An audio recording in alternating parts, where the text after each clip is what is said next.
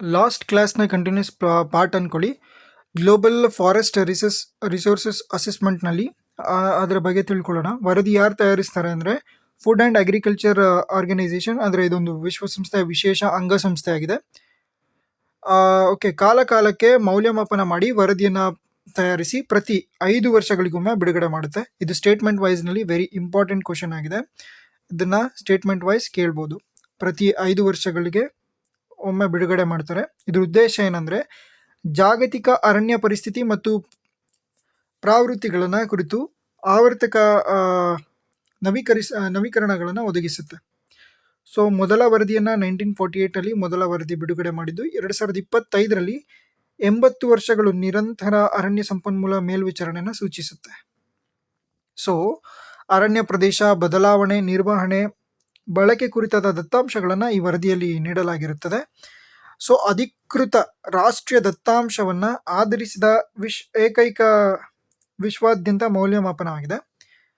Okay, next ನಮ್ಮ ಭಾರತದ ಒಂದು ಸ್ಟೇಟಸ್ ಏನಿದೆ ಇದರಲ್ಲಿ, ಇಂಡಿಯನ್ ಫಾರೆಸ್ಟ್ ಇದರಲ್ಲಿ ಅಂದರೆ 2023 ಭಾರತ ರಾಜ್ಯ ಅರಣ್ಯ ವರದಿ, ಇಂಡಿಯಾ ಸ್ಟೇಟ್ ಫಾರೆಸ್ಟ್ ರಿಪೋರ್ಟಲ್ಲಿ ಪ್ರಕಾರ ಭಾರತದ ಒಟ್ಟು ಅರಣ್ಯ ವ್ಯಾಪ್ತಿ 7,15,343 ಚದರ ಕಿಲೋಮೀಟರ್.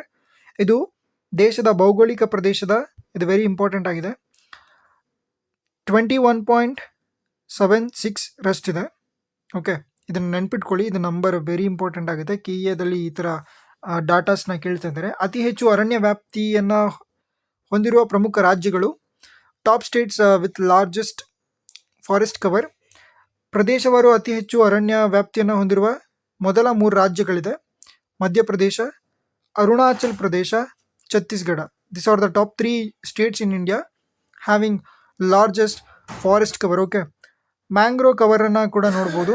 ಭಾರತದ ಮ್ಯಾಂಗ್ರೋವ್ ಹೊದಿಕೆಯು ಸರಿಸುಮಾರು 4,992 ಚದರ ಕಿಲೋಮೀಟರ್ ಆಗಿದ್ದು, ಹೆಚ್ಚಾಗಿ ಅಂಡಮಾನ್ ನಿಕೋಬಾರ್ ದ್ವೀಪ, ಗುಜರಾತ್, ಮಹಾರಾಷ್ಟ್ರ, ಪಶ್ಚಿಮ ಬಂಗಾಳದಲ್ಲಿ ಕೇಂದ್ರೀಕೃತವಾಗಿದೆ.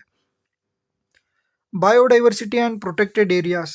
ಭಾರತವು 107 ರಾಷ್ಟ್ರೀಯ ಉದ್ಯಾನವನಗಳು, 573 ವನ್ಯಜೀವಿ ಅಭಯಾರಣ್ಯ, 115 ಸಂರಕ್ಷಣಾ ಮೀಸಲು ಪ್ರದೇಶ, 220 ಸಮುದಾಯ ಮೀಸಲು ಪ್ರದೇಶ. ಈ ಸಮುದಾಯ ಮೀಸಲು ಪ್ರದೇಶ ಏನಿದೆ, ದಿಸ್ ಇಸ್ ವೆರಿ ಇಂಪಾರ್ಟೆಂಟ್, ಇದ್ರ ಬಗ್ಗೆ ತಿಳ್ಕೊಳ್ಳಿ. ವೈವಿಧ್ಯತೆ ಸಸ್ಯ ಪ್ರಾಣಿಗಳನ್ನು ಸಂರಕ್ಷಿಸುತ್ತೆ. ಸಸ್ಟೈನಬಲ್ ಡೆವಲಪ್ಮೆಂಟ್ನ 17 ಗುರಿಗಳಲ್ಲಿ 14ನೇ ಗುರಿ ಏನಿದೆ,